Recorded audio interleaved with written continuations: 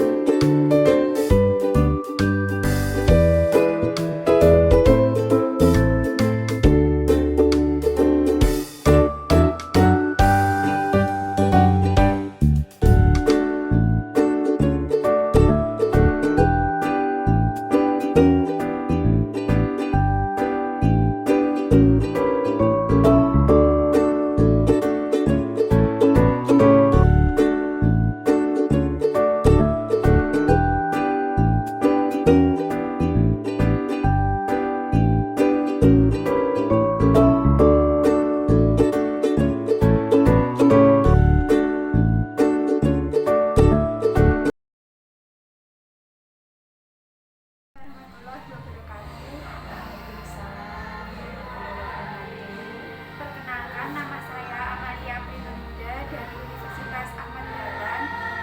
Pada kesempatan ini saya akan melakukan wawancara dan observasi dengan baik. Saya akan memulai pertanyaan yang pertama. Bagaimana sejarah berdirinya sekolah ini?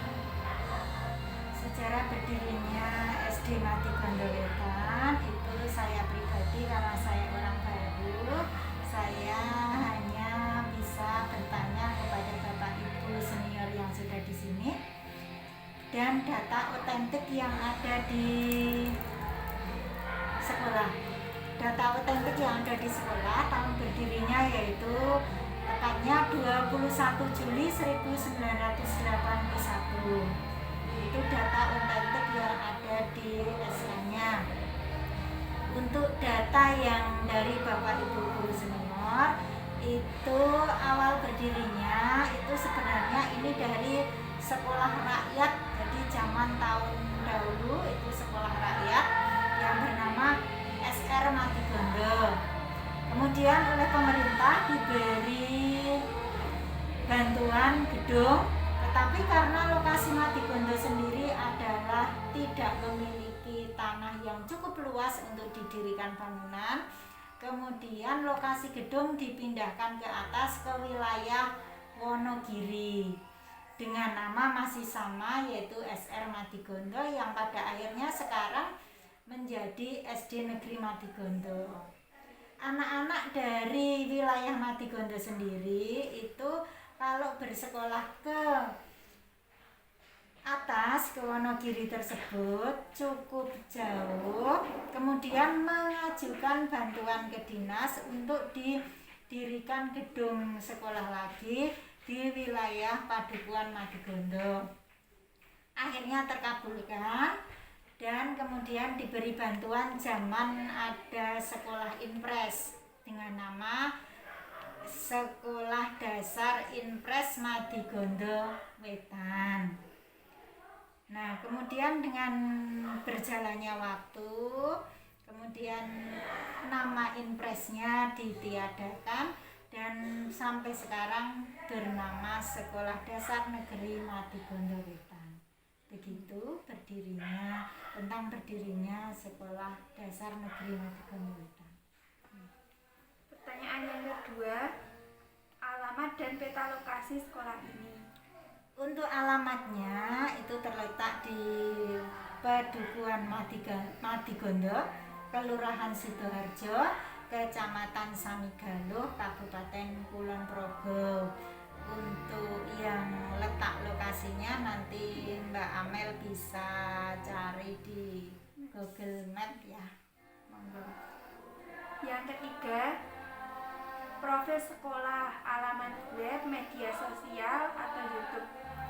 Media sosial yang kita pakai yaitu yang ada di Instagram, itu bisa ketik SDN Madigondo Wetan, nanti sudah akan muncul tentang SD Madigondo Wetan. Itu yang kita masukkan di media sosial. Untuk yang emailnya kita pakai SD Negeri Mati Gondowetan yahoo.com. Pertanyaan yang keempat, apa visi dan misi sekolah? Visi dan misi sekolah selama saya di sini 6 tahun itu baru ada perubahan sedikit pada tahun 1919.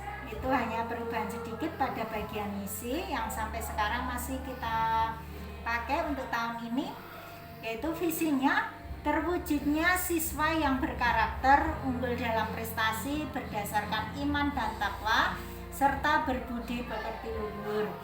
Dari visi tersebut kemudian dijabarkan menjadi 4 indikator visi, yaitu 1. Terwujudnya peserta didik yang berkarakter. 2. Unggul dalam prestasi akademik dan non-akademik. 3. Terbentuknya peserta didik yang beriman dan bertakwa kepada Tuhan Yang Maha Esa. 4. Terbentuknya pribadi yang santun dan bertata krama. Misinya sendiri 1. Melaksanakan kegiatan pembiasaan yang berkarakter sehingga tertanam pada jiwa siswa dalam kehidupan sehari-hari. 2. Meningkatkan prestasi belajar akademik maupun non-akademik sehingga siswa dapat berkembang secara optimal menjadi cerdas terampil. 3. Menumbuhkan pernyataan dan pengamalan terhadap ajaran agama yang dianut sehingga menjadi insan yang takwa, sumber kearifan dan berperilaku. 4. Terwujudnya penghayatan serta pengamalan budi pekerti luhur, sopan, jujur, disiplin, tertib, dan bertanggung jawab. Itu untuk visi dan misi SD Negeri Mati Gondowetan, Mbak. Selanjutnya, apa saja tujuan sekolah ini? Tujuan dari sekolah yaitu ada yang tujuannya jangka menengah atau 4 tahunan dan ada yang tujuan 1 tahun yang akan datang. Semuanya sudah tercantum di dalam kurikulum SD Negeri Mati Gondowetan yang kita pakai sebagai acuannya. Nanti Mbak Amel bisa mempelajari dari kurikulum yang ada di sekolah SD Negeri Mati Gondowetan. Begitu ya Mbak ya. Pertanyaan nomor 5, apa saja program tahunan yang ada di SD ini? Untuk program tahunan kita mengacu yaitu masih pada kurikulum SD Negeri Mati Gondowetan, yaitu mengoptimalkan pembinaan bidang keagamaan melalui pembelajaran ekstrakurikuler maupun pengembangan diri. Yang kedua, mengoptimalkan pencapaian SKL dengan pembelajaran abad 21. Yang ketiga, mengimplementasikan literasi dalam intrakurikuler maupun ekstrakurikuler. Yang keempat, mengoptimalkan pembinaan seni dan olahraga melalui pembelajaran maupun pengembangan diri.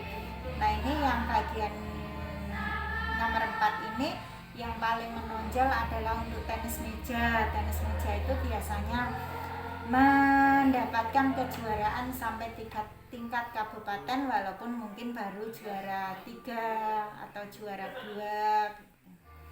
Untuk yang nomor 5, mengimplementasikan pendidikan budi pekerti melalui keteladanan dan pembelajaran. Yang keenam, mengoptimalkan pendidikan lingkungan hidup dalam proses pembelajaran wajib, mulok, dan ekstrakurikuler. Yang ketujuh, meningkatkan pembinaan teknologi informasi, pembiasaan dan pengembangan diri. Yang terakhir, menambah jumlah sarana untuk proses pembelajaran. Itu Mbak Amel. Pertanyaan yang ke-6, bagaimana keadaan sekolah selama masa pandemi? Keadaan sekolah pada masa pandemi ini kita menerapkan sesuai dengan anjuran pemerintah, yaitu dengan pembelajaran melalui dengan sistem daring. Tetapi karena kendalanya adalah anak-anak yang belum memiliki handphone atau handphone hanya ada 1, dan dipakai oleh orang tuanya, dan orang tuanya mungkin bekerja di lain wilayah yang pulangnya itu mungkin sampai malam. Nah, kita menyikapi dengan kita tambah selain dari tugas-tugas yang melalui WhatsApp grup kelas, kita tambah, kita optimalkan, yaitu melalui pengambilan tugas ke sekolah seminggu sekali. Jadi dalam waktu seminggu sekali, orang tua atau wali itu datang ke sekolah mengambil tugas dan menyerahkan tugas yang sudah dikerjakan oleh putra-putrinya dengan catatan tetap melaksanakan protokol kesehatan. Begitu, Mbak. Pertanyaan nomor 7, bagaimana kebijakan sekolah pada masa pandemi? Dalam masa pandemi ini, anak-anak mungkin sudah terlalu lama atau sudah terlalu jenuh menghadapi tugas dan tugas yang diberikan oleh guru, baik melalui via WhatsApp grup maupun melalui tugas yang dititipkan kepada orang tuanya yang diambil setiap seminggu sekali. Nah, ini untuk melaksanakan tugas yang kira-kira anak itu tidak menjadi jenuh, ini guru memberikan tugas yang sifatnya adalah pendidikan karakter di rumah, yaitu penanaman karakter di rumah. Misalnya anak membantu orang tua, nah itu dari kegiatan-kegiatan anak dalam sehari-hari tersebut, anak ternyata ini memiliki kemauan atau mungkin anak cukup senang karena tidak jenuh menghadapi buku. Misalnya anak bertanam, anak pergi ke sawah membantu orang tua, mungkin mencari kayu bakar, mencari rumput. Nah, kemudian itu anak mengumpulkan tugasnya adalah mungkin dengan memberikan foto-fotonya, kegiatannya. Kalau bertanam, selain memberikan foto-fotonya, anak juga menunjukkan bukti bahwa memang anak itu bertanam, yaitu bukti membawa 1 polybag ke sekolah itu. Atau mungkin kalau yang sudah kelas besar, kelas 5 dan 6 itu membuat prakarya. Prakaryanya ada yang berupa membuat bunga-bunga dari kertas-kertas daur ulang atau kertas-kertas yang sudah tidak terpakai, membuat tas. Nah itu, nah hasil karyanya setelah jadi itu dibawa ke sekolah. Itu bukti bahwa anak memang mengerjakan di rumah. Selain di foto atau di video, ada bukti yang nyata itu. Nah itu ternyata dari tugas-tugas yang diberikan yang seperti itu, anak menanggapinya sangat antusias, yaitu anak sangat senang. Itu enggak. Pertanyaan nomor 8, bagaimana pelaksanaan pembelajaran daring di sekolah ini? Untuk pembelajaran daring seperti yang sudah saya jelaskan di depan, yaitu karena keterbatasan kemampuan orang tua dalam membelikan handphone. Jadi handphone satu dipakai satu keluarga, juga keterbatasan sinyal karena terletak di daerah pegunungan. Nanti kalau sudah listrik mati listrik itu sudah tidak ada sinyal. Kendalanya itu untuk cukup banyak. Nah, karena itu maka diantisipasi dengan pemberian tugas-tugas yang diambil oleh orang tua dan dikembalikan lagi oleh orang tua seminggu sekali itu. Pertanyaan nomor 9, bagaimana perencanaan pembelajaran daring masa yang akan datang? Untuk masa yang akan datang, kemarin kita sudah melaksanakan uji coba PTM terbatas karena murid kita dikurangi dengan kelas 6, 9 anak. Itu kemarin hanya tinggal 33, kelas 1 sampai kelas 5. Itu PTM terbatas terlaksana dengan lancar selama 1 minggu. Nah, kemungkinannya kita untuk tahun pelajaran yang akan datang itu kita akan melaksanakan PTM terbatas seperti itu. Mudah-mudahan pemerintah sudah mengizinkan untuk pelaksanaan PTM terbatas. Kalau pemerintah sudah mengizinkan kita melaksanakan PTM terbatas, kita akan melaksanakan PTM terbatas dalam waktu 2 jam efektif. Benar-benar anak memanfaatkan waktu dengan baik di dalam kelas, guru menunggui di dalam kelas tanpa ada istirahat. Kemudian kita dari kelas 1 sampai 6 karena jumlahnya nanti hanya 42, kita shift secara kedatangan. Jadi kalau kelas 1 datang pukul 7, otomatis nanti yang kelas 2 kita datangkan berapa menit perbedaannya, jadi tidak terlalu banyak yang bertemu di sekolah dengan kepulangan yang berbeda juga dalam hari tersebut. Begitu, Mbak. Pertanyaan nomor 10, bagaimana strategi pembelajaran daring di sekolah ini? Strateginya seperti yang tadi sudah saya aturkan di depan, yaitu dengan berbagai kendala dari handphone dan sinyal tadi, yaitu dengan itu tadi strategi pengambilan tugas-tugas itu yang sifatnya adalah yang tugas yang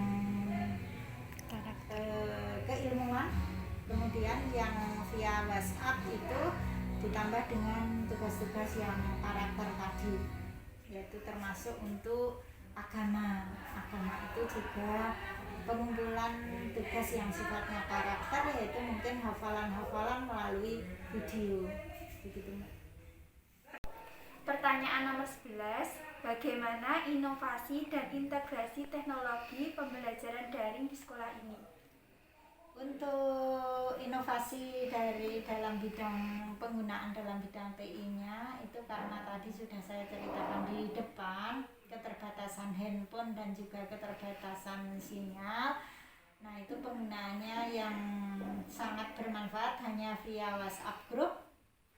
Kemudian yang lain yaitu untuk penggunaan misalnya Google Form itu belum digunakan, Zoom kelas juga belum digunakan, jadi kita hanya mengoptimalkan di WhatsApp group saja. Pertanyaan terakhir, bagaimana evaluasi kegiatan pembelajaran daring di sekolah ini? Untuk kegiatan evaluasi pembelajaran daring di SD Madi Gondolwetan, kita melaksanakannya benar-benar hanya pembelajaran yang sangat minimal. Maksudnya sangat minimal, yaitu kita hanya mengeposkan pada bagian-bagian atau hal-hal yang sangat penting. Misalnya kalau pas kita tatap muka, kita bisa kegiatan ekstra itu kita benar-benar bisa lengkap, semua kegiatan ekstra bisa dilaksanakan. Nah, selama kegiatan daring seperti ini, otomatis yang bisa kita laksanakan mungkin ya hanya ekstra untuk kegiatan yang keagamaan. Untuk yang lain-lain otomatis mungkin hanya menyatu di kelas, mungkin untuk seni. Nah, itu mungkin dari guru-guru kelas mungkin mengambil video menyanyi anak gitu. Jadi untuk yang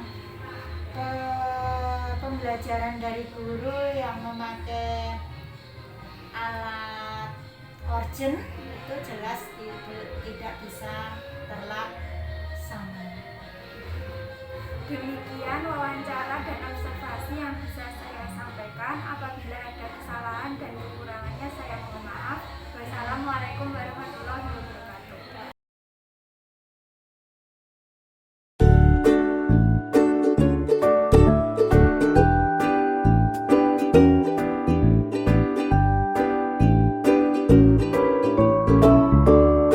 Demikian observasi dan wawancara yang bisa saya sampaikan. Bila ada kesalahan dan kekurangannya saya mohon maaf. Wassalamualaikum warahmatullahi wabarakatuh.